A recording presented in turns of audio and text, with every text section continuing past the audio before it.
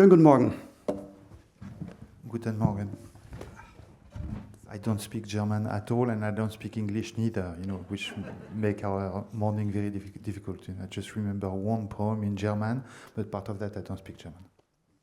Yes, but your English, he's used to make the discussions every year at the New York Film Festival. The curators love his work like I do, like we do. So, but we have now the honor to welcome this wonderful and great artist, one of the, for me, most important artists from French cinema during the last 35 years. I saw all his feature films, I guess. I rewatched many of them for this talk.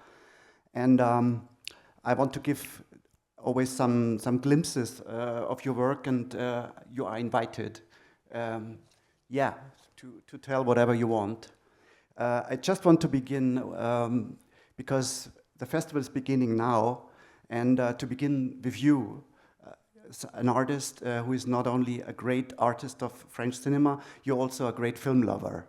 So to begin the film festival, it's more like to have you with your new film. It is that we have somebody who is really the personification of the love to cinema and to all the arts, but also cinema, in my opinion. But it seems to me that there are two kinds of directors, film directors. Some of them never look at the film of the other directors. They know nothing about cinema except their own work, and it's perfect. We had an absolute master in France, was Robert Bresson, and Robert Bresson saw perhaps few films in 1920, and part of that he saw the film of Robert Bresson, and that was it. And he's a genius, he was a genius. I remember we have this funny story in France, because once he gave an interview in a magazine, and they asked him,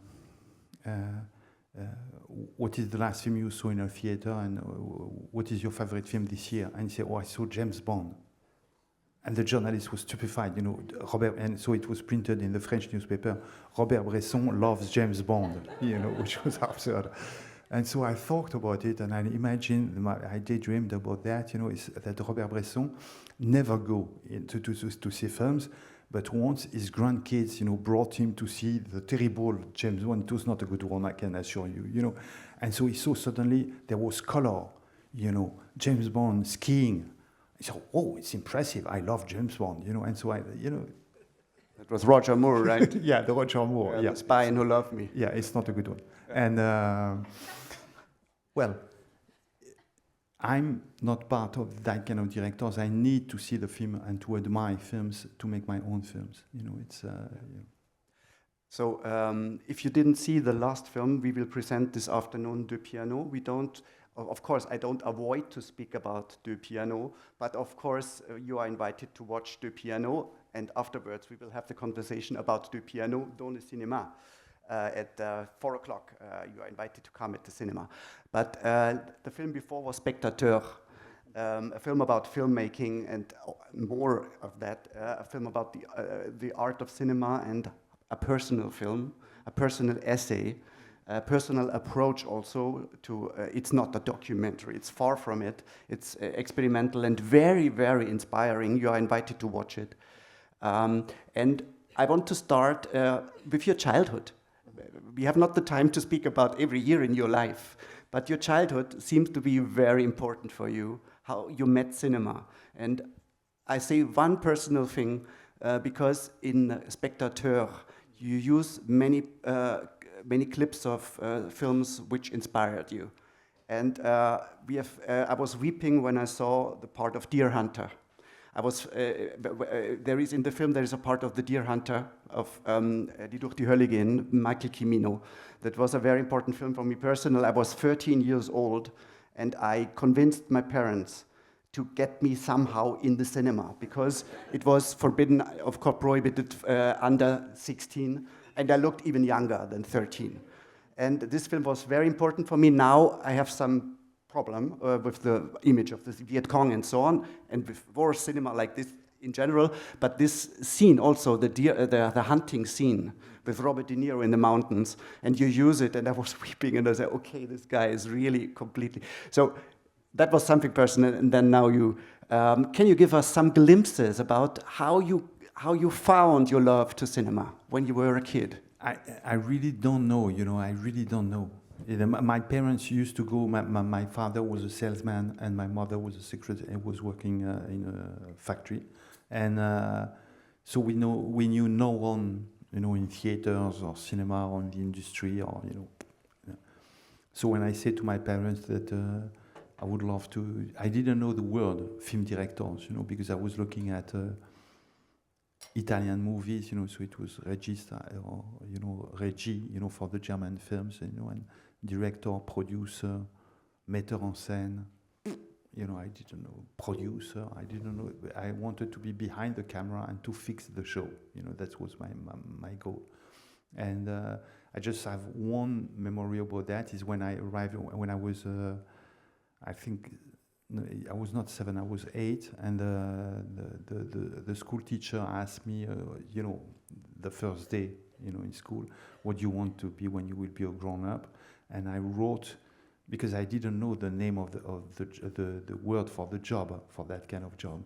So I wrote IDHEC, I-D-H-E-C, and I was so proud because I could remember the H, and it was the spelling of the cinema school in Paris, because I asked to my father, okay, I want to fix the films, to be behind the camera and and he told me, you will never do it, because you would have to go in Paris and to do the cinema school, l'IDHEC, Say, how do you write it? And so at 8, I wrote, IDHEC, and the teacher asked me, what is it? And I said, it's at the cinema school in Paris. But I remember the fact that also we had in these days, we still have them, radio broadcast shows, on about films, with film critics discussing them, etc., etc. And my mother was listening. My father was not at home because all the time he was working, and my mother was listening these shows, and I was fascinated by the fact that the adults could pay a comment to the objects which belong to me, because I still think that cinema belongs to kids and to the people who can't read, and that's why cinema was invented. It was not for the bourgeoisie, and they were paying comments about films, and I loved that, and I was looking at my mother, listening to these people of knowledge discussing about these humble objects which are films, and to me it was magic. I remember when there was I don't know the English title of it, sorry. It's the adaptation, the Walt Disney adaptation of the Kipling, the Book of Jungle Book. I don't know the title. Oui, Le Livre de la Jungle.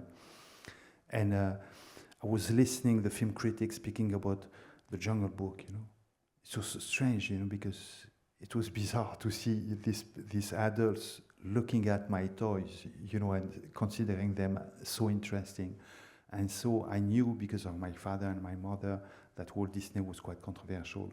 I say, so I guess I won't be allowed to see the film, because we are a leftist family, and Walt Disney was a fascist, and I just heard that, the Jungle Books is racist, so what do we do? Mama said, yeah, he's a fascist, but you will be allowed to see the film. So I saw the film and I loved it, But I thought the great discovery for me was the fact that a humble film for kids could have ideas, philosophical, political conception about life, this song of the King of the Apes, singing, I want to be a man, as if he was an African American singing, I want to be a white, and so, there was all this involvement, and I could see that behind the images you have ideas.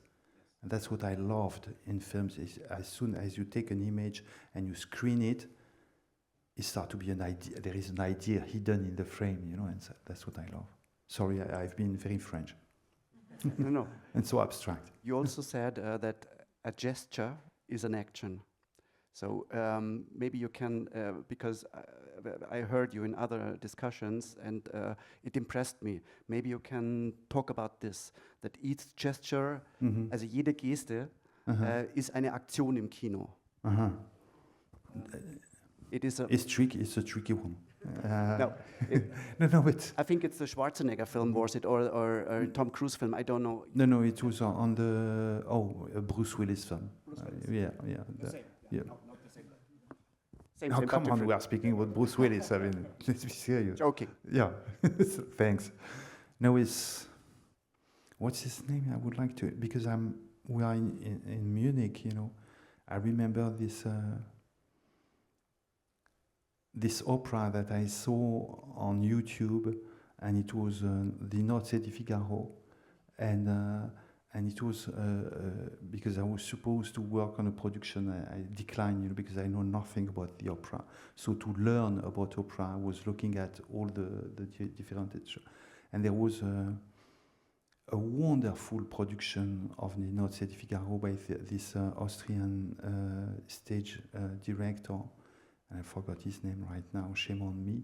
And it was perfect because each gesture of each singer was absolutely pure, you know, as if you are looking at a Bob Wilson production, or, you know, each gesture is so precise and neat, etc.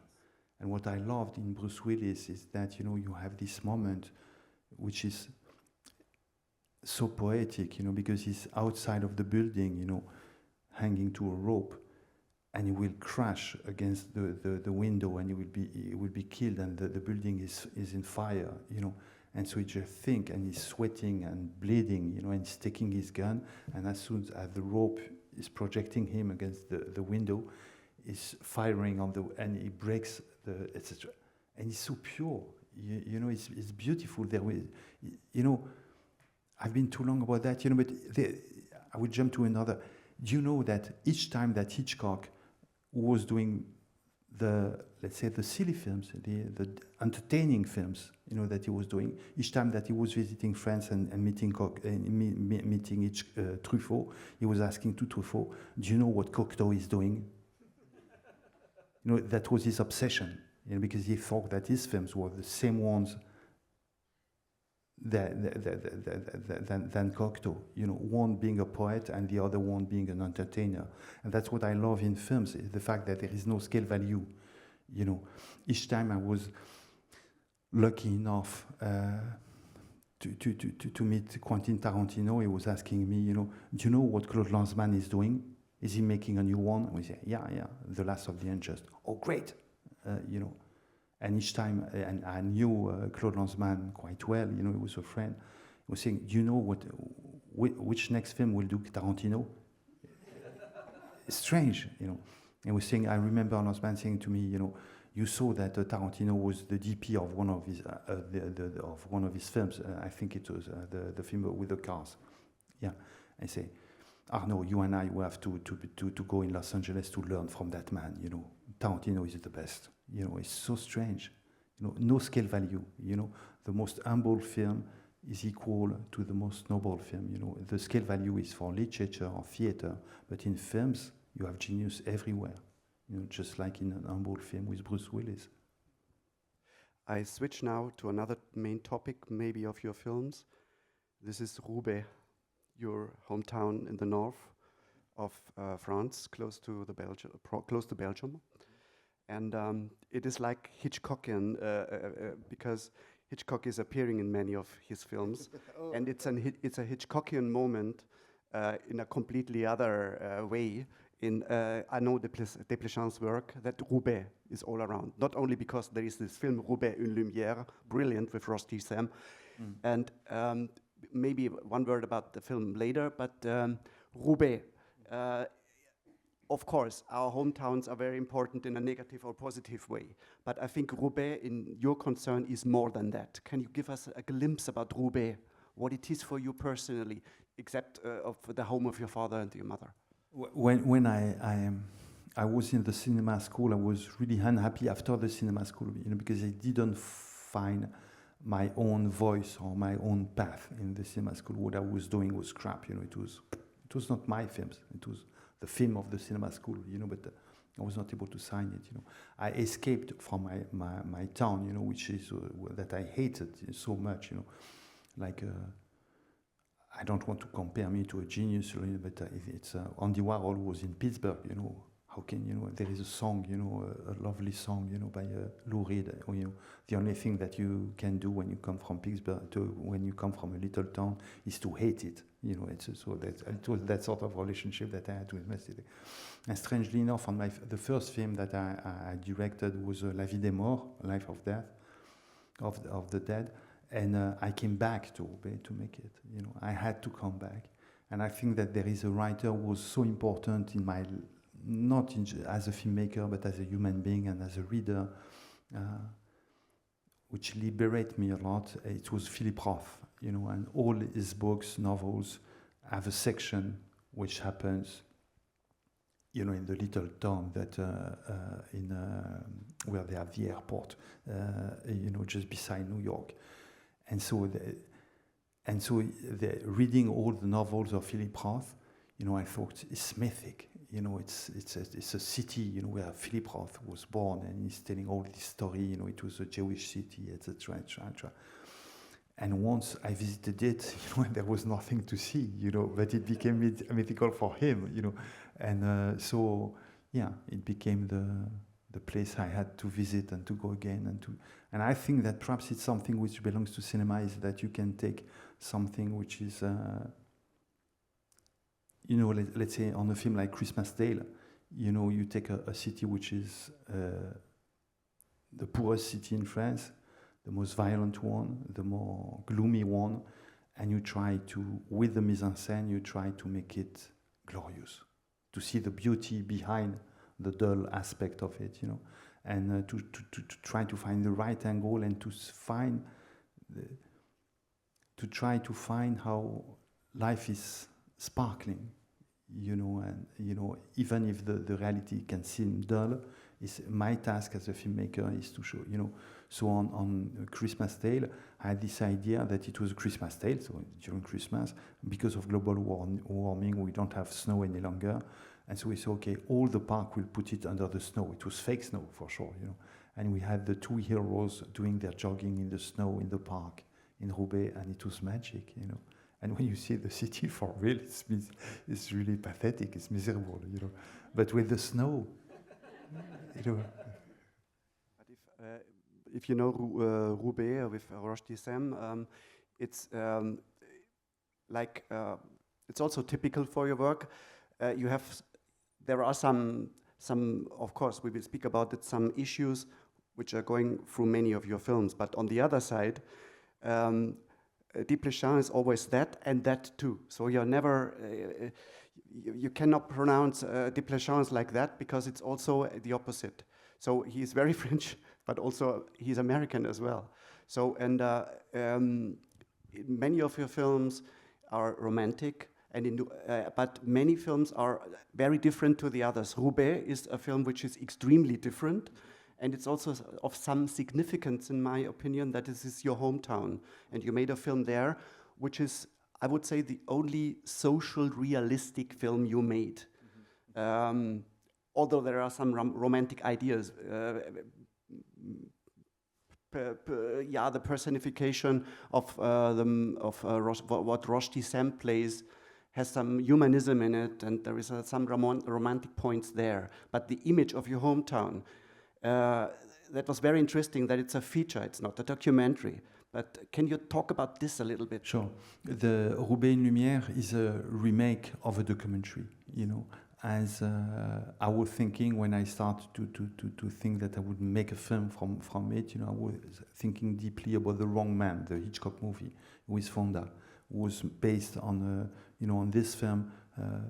Hitchcock was so the master of imagination and fantasy, etc., decided to adapt this story, which was a real story, where the judge is played by the judge, etc., and the location, where the same location is, to stick to reality.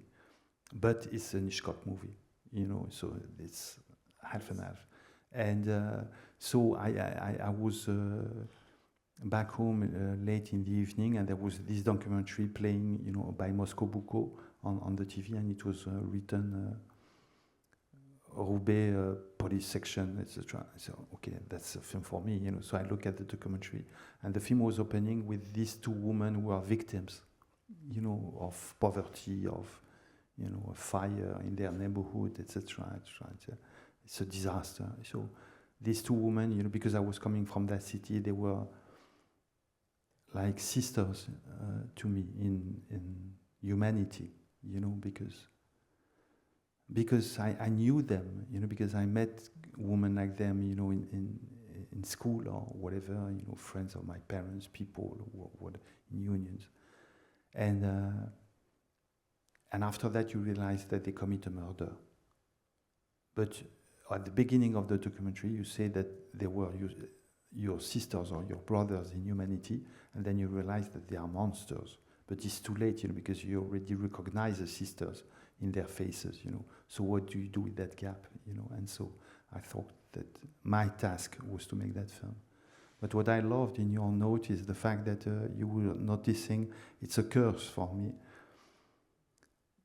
is I'm not good at depicting sociology, or you know, I'm defiant with society. You know, I believe in the world. You know, it was a word from the film critic Serge Danet, who was saying, "I don't trust society. You know, because I trust in the world." I don't know exactly what he meant by that. You know, but I'm no good with. And today, the cinema is the majority of cinema is films about society. You know, but I prefer films when there are fairy tales. You know, and where they're telling the truth through another path, you know, than behind, yeah. And not directly. And it is an illusion sometimes that you tell the truth. Yeah. You said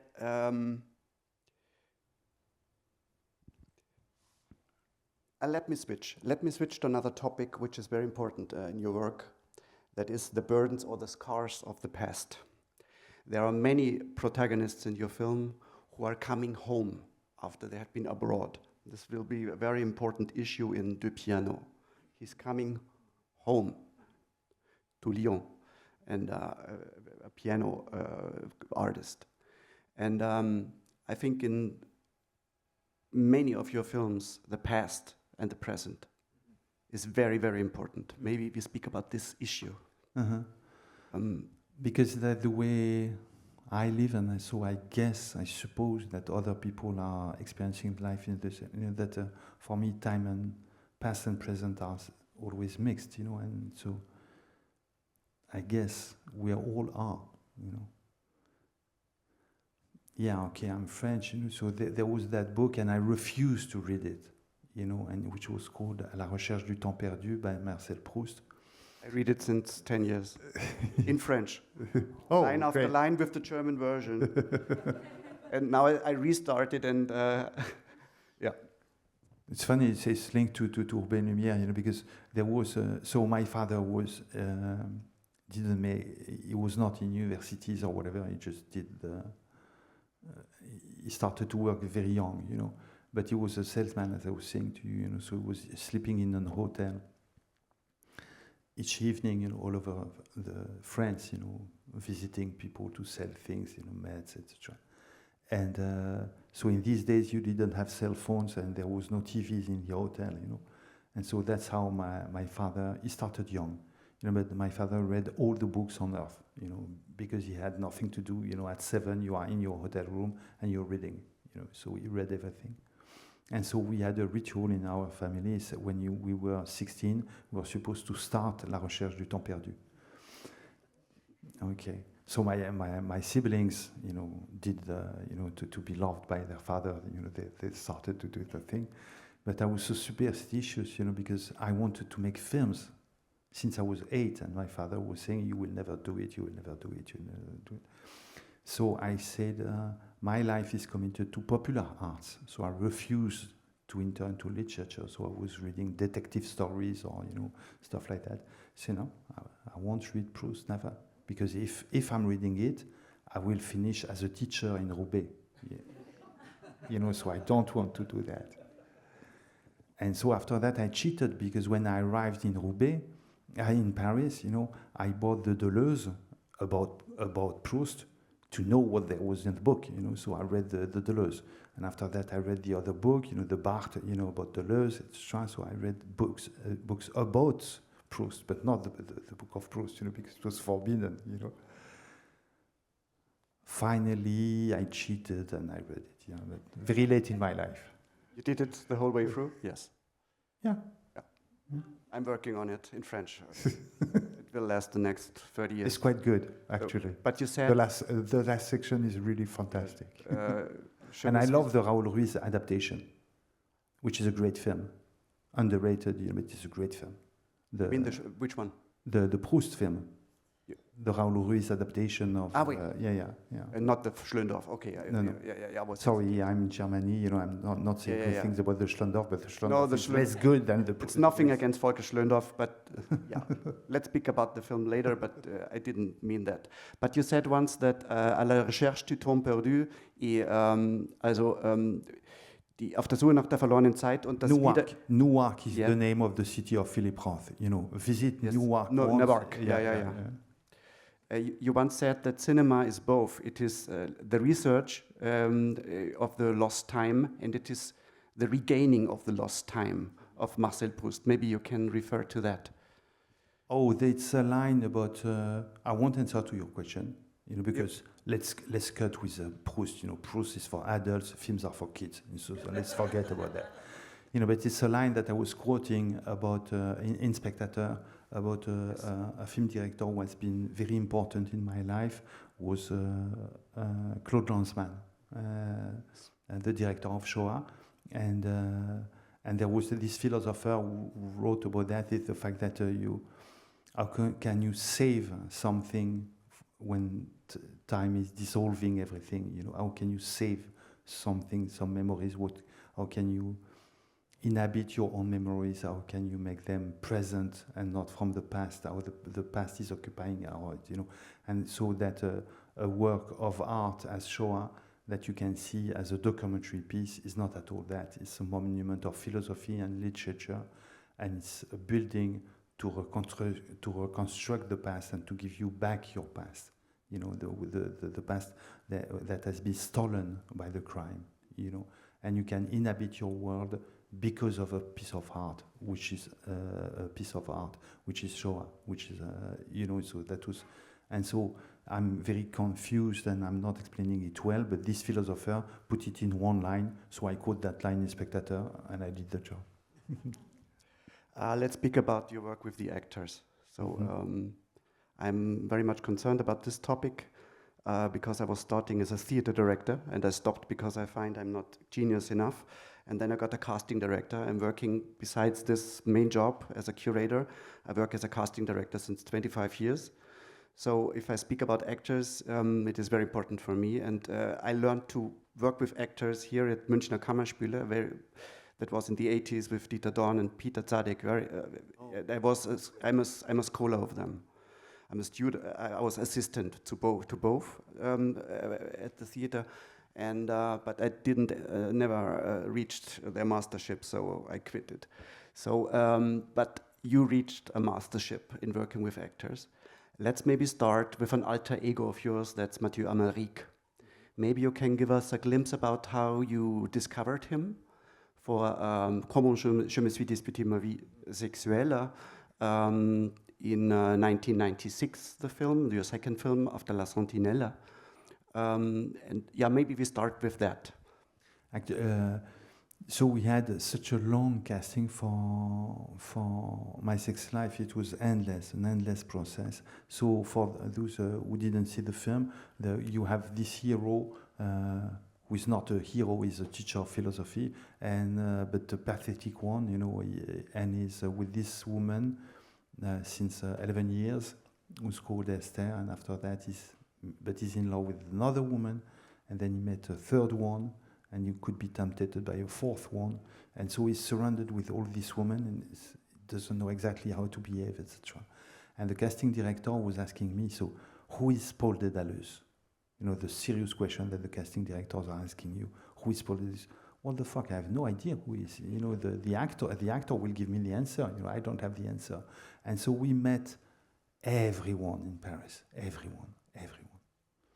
And after 3 months of casting, we started to think about people who are not actors for their living, who don't have the proper training, etc., etc. And it happened that I saw a short feature directed by Mathieu Amalric that he shot in 1 day or 2 days, and the actor didn't appear on the set during the shooting, so he had to play the part. Yeah. And so Mathieu was so embarrassed with this film. He hated that short feature that you can't see the film. He hid it, he hid it, He said, no. But I saw it in a film festival. So I remember that the guy was great. So I said, okay, let's see if Mathieu could do it. And it was insane. And so we were doing a test with Jeanne Balibar and Valeria Bruni-Tedeschi, 3 actresses this day, and Chiara Mastroianni, Jeanne Balibar, Chiara, and Valeria. And we say to Mathieu, okay, let's come, let's do some tests. And Mathieu arrived, and he didn't understand very well what the AD was saying to him on the phone, and he thought that he was hired as an AD, because he was working as an AD, And I said, okay, I will give the lines to the actors, etc. No problem. When the starting is shooting, you have already a schedule, etc. And the casting director whispered, no, actually it's for the part. He said, but which part? The main one. He said, but I'm not an actor. I can't do it. I can't do it. So he started to freak out and said, don't worry, I just film your hidden profile. I put the camera there. And so he started to give his lines to Chiara. He said, less loud, just whisper, read your lines. They were sitting on the floor, and it was great. And after that, he started to read the lines with the Balibar, who was so different from Chiara. And his way of delivering the lines was so different, because he was not an actor. He was not playing the part of Paul Dédalus. He was reacting as if it was a film. It was, you see, a camera film, He was reacting to the performance that the woman was offering to him. So he was like this in front of Chiara, thinking she's great. And she was with Balibar, we said, oh, she's so great in a different way. And with Valeria, it was a different performance too. You see, so, and after that, when we arrived to Valeria, Mathieu started to be more calm. He said, okay, Arnaud, you can move your camera. I'm ready now. You can have your close-up. Say, I don't need it. Okay, we stick the camera there. And after that, we showed the producer the lost profile of Mathieu Amalric, and we said, that's him. That's him. And, because he was Paul Dédalus, because he's not a guy who is looking at himself. He's a guy who's saying, look, Esther, she's great, she's fantastic, she has such a strength in her. Look at my friend, and look at my cousin. He's so funny. He's someone who knows how to admire. And I think that's the job of a film director, and that was the job of Paul Dédalus, and that's how we met. And Jeanne Balibar and Mathieu Amalric got a couple. Yeah. They have 2 wonderful boys. Yes, great. And let's speak about Jeanne Balibar's part in Ma vie sexuelle. She is playing this part of Esther. Am I right? No. I mean, the character. Esther was Emmanuel DeVos. Ah, oui. Yeah. And Balibar was... The film was quite polemical. It was such a long... I was allowed to say such things, a long time ago. I don't know if I'm allowed to say it again. Yeah, but this... I want to say it. I think the personality, the female character of Esther has been in the following films, you created some female characters. You are in love with female characters, and you once told that you know female characters better than male characters. You told, maybe I'm wrong. So maybe let's speak about some of these female characters you created, and let's start with Esther. What is the fascination of the character Esther? Maybe you can describe the character you created. The Esther, it was the first time that I was filming an Esther. I filmed Esther a few times in my life, 3 times in my life. I filmed Claude 4 times. I filmed, so each time the name of these characters embodies for me a question that I love to film, And the question of Esther is like in the Bible, I love. She's this girl who is not able to speak, to read, to write. She's a brute. She's an animal, and she's so clever, you know. But it's mysterious for the guy, you know, for Paul, you know, because she's much more intelligent. She looks dumb, and she's a genius, you know. And I love that, this mystery about that. She has something hidden in herself, which is her power of life and of philosophy, of everything, you know. But it doesn't goes through words, you know. She's not an intellectual. You know, and you know, I love that in the Bible. You know, you have the Queen Esther, you know, because in Hebrew you can read it Esther, or you can change the vowels and to read it Astir, which means the hidden one, you know, because she knows that she has a treasure into herself, you know. And she's, you know, I in Esther Khan, at one point you have this guy who's in love with her and who stole some diamonds, you know, in his shop. He said, okay, I want to offer you a diamond because you're a diamond, you know. You're solid as a stone, you're brutal as a stone, but you're so precious as a diamond, you know. She said, okay, give it back to the shop, you know, don't be foolish with me. And so that was Esther. And the thing that I thought, and I didn't know, I wouldn't like to offend anyone with that, you know, is when I was writing My Sex Life, I thought Paul Dédalus has a serious problem to be with Esther, because Esther is stupid, and he has a serious problem to go with the other, with Nathan's wife. I forgot his name. I think her name was Claude, you know, because Claude is bitter, and he has a real problem to go with Valérie, who was played by Jeanne Balibar, because she's crazy. But if I was so aggressive with my female characters in the film, it's because I think there is no such intelligent beauty other than the so-called stupidness of Esther. There's nothing as more generous as the so-called bitterness of Claude. And there is nothing as clever and witty, you know, and lively as the so-called craziness of Jeanne Balibar. You know, so each time it was the idea to twist, you know, what you could reproach to them and to see the beauty in that. That's my relationship with the female characters. Can you give us an idea? It's also would be a talk for 1 hour for itself, but you worked really with the best imaginable actors, especially from France, but also with Benicio del Toro and Jimmy P and so on. So the actors, they are right, seem to love your work because, and your cast, as a casting director, can say, Les Fantômes d'Ismaël, to have Mathieu Amalric, to have Lady Rohrbacher, and you have Marion Cotillard, and you have Charlotte Gainsbourg in one cast. Even one of these personality on this stage, Munich would be crazy.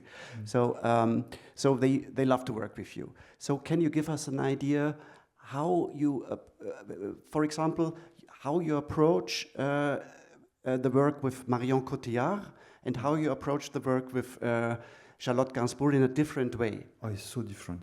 Yeah. So can you give us an idea, as I would be personally interested, let's take Les Fantômes d'Ismaël.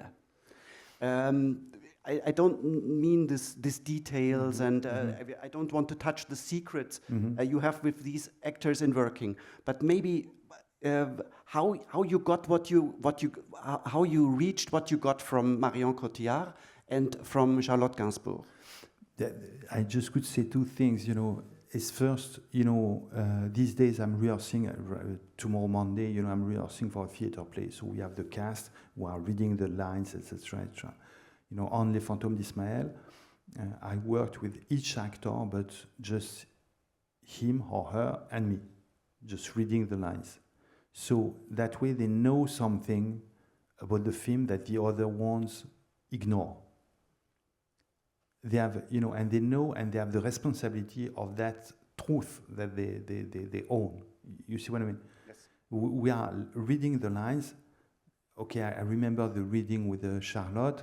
It was so moving, you know, and so and we were discussing about issues, about my companion, about life, about the secret of it, which is the disabled brother that she will mention at the very end of the movie, which is the nature about her shyness, the shyness of her character, etc., etc. And so she's in charge of something, and so which gives her a strength in front of, because they are rival with, with Marion, but she knows something that Marion ignores. Yes. Yeah. But when I work with Marion, we are reading the lines, I'm breaking the lines, I'm inviting them to change them, I'm changing them in front of them and saying, this one sucks, we could find something. We are working really on the lines. And so Marion arrives with the knowledge about the film that Charlotte ignores. And that's how we that there is the idea that in cinema you have a sort of a secret, and that, will I tell you the story? Yeah, perhaps. No, it's something, because I'm thinking about, I was sharing that story recently with Nadia Tereskevich, and, it's the definition of a writer by Stevenson, which is, I was not reading Proust, I was reading Stevenson. And so Stevenson, in an essay, is writing about what is to be a writer. And is remembering when he was in Scotland, when they were kids, during the winter, they were wearing big coats or caps, and they were hiding a lamp, when they were 9 or 12 or 11, and they were saying, "You have it? I have it, the lamp, hidden, under the coat." And so when you write a book, you have to have a lamp hidden, and people can't see the lights, but you know that you have the light, behind your large coat, And I think that's where you can compare a writer to an actor. An actor has to have this secret, and you know that it's precious, and so each one of them in a film, each one of the cast knows that he has it, but he doesn't know exactly how it looks for the other one, So they all have this little secret to share, with the audience in a very mysterious way. And you once said that you are not interested in actors who are professionally playing something. You need something which is typical for your work. You give really yourself privately in parts. Yeah, there you is an ambiguity. that of an actor too. There is an ambiguity. There is an ambiguity. It's the paradox of the actor. There is an ambiguity. Are you playing the part? The part. What is the part? Are you playing yourself? You are playing the part to forget yourself, to forgive yourself. It's so complex. It's infinite. It's infinite. This question is infinite. So, do you like to plunge in it, or do you want to be a pro? If you're a pro, it's boring. If you accept to plunge into this question, which has no answer, it's the most beautiful job on earth. It's the most dangerous job on earth. I love them. I love them. I'm also doing a thing on my shooting, because I read in the books, about actors, when I was in the cinema school, never act in front of an actor. Never. So on La Vie des Morts, I say, okay, I will show you how you do. Okay, and I'm acting in front of them, not to ask them to do as I'm doing, but that way I'm absolutely ridiculous. And they can see, okay, this is not good. Yeah, this I take. No, yeah, this, and they can make their shopping, into my stupid, as if there was a cold swimming pool. I'm saying, okay, I'm the stupid one. It's cold, so I will plunge. I'm plunging it in front of all the crew. I'm the ridiculous one. They will be the glorious ones. That's the repartition of the task. I'm afraid I've just time for one last question, but the last question is leading to the afternoon, to the German premiere of De Piano. There is an actress, there are amazing actors like François Civil and Nadia Tereshkiewicz. We will speak about these two protagonists in the cinema, but there is also some personality, an artist, a human being who is more than an actress, that is Charlotte Rampling. Yeah. Maybe you can give us as a last, to open the window to De Piano, a comment to Charlotte Rampling. Okay. Charlotte Rampling is playing this pianist who is inviting his student, his pupil. She's the mentor of François Civil, and she's inviting him to play concertos for 2 pianos, the Bartók and the Max Bruch. And so when I visited her, we had a meeting, etc. She was so severe, plus I saw she's really impressed. I was scared to death. And I thought, okay, if she's saying no, I really looked at, we worked on the casting before. If she's saying no, what do we do? Okay, I change the character, we cancel the film. Will it be a man? I didn't know, I had no idea. I had no backup, I had no backup. And so the first meeting, she was tough. Funny, tough, was she tough? She, okay, I read your script once, I didn't understand a word of it, not a word. So I thought, my agent is saying it's good, so I guess I will read it twice. I started to understand few things, but it's not properly a script. So I read it this morning for the third time. Actually, it's interesting. That's how she was, Wow, So I say, okay, perhaps, it was a rough draft, etc., etc. Could you wait, before your decision, etc., because I would like to improve here and there, a few scenes, etc. It was not finished, it was not properly finished, but I wanted to meet her. And so I sending her the new draft. She says yes, through her agent, etc. We know that we have an appointment to read the lines together, and not with the cast, just the two of us. And I sent her the new draft, through internet. And she sent me the most beautiful notes I ever got from an actress or an actor. Yeah, it was a blessing.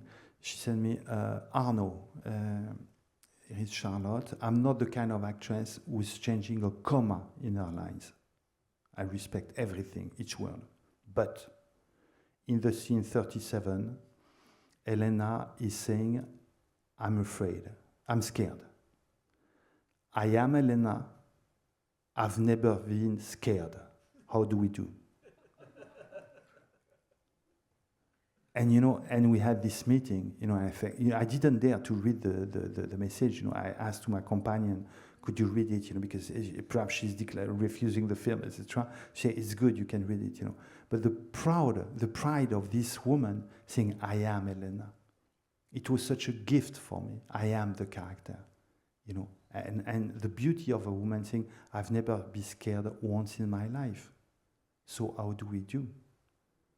And so we met, and I had this video with this pianist. It's a classic video. It's on YouTube everywhere. I forgot the name of the pianist, but perhaps you can help me. And she was playing the concert, the Mozart concert, and she didn't have the right music sheets, And she wants to stop the concerto, because she didn't rehearse the good Mozart concerto for piano, And the conductor is saying, no, it will be fine. And she said, no, I can't play. It's beautiful. And so Charlotte Rampling was looking at the video and said, oh, it's terror. That I experienced it. I can play the part. She's that big, she's so funny, she's everything. So use the chance at 4 o'clock at the cinema. We will have the pleasure to meet before, but very shortly. And then afterwards for a Q&A about the piano. I'm really personally honored, and I hope you too.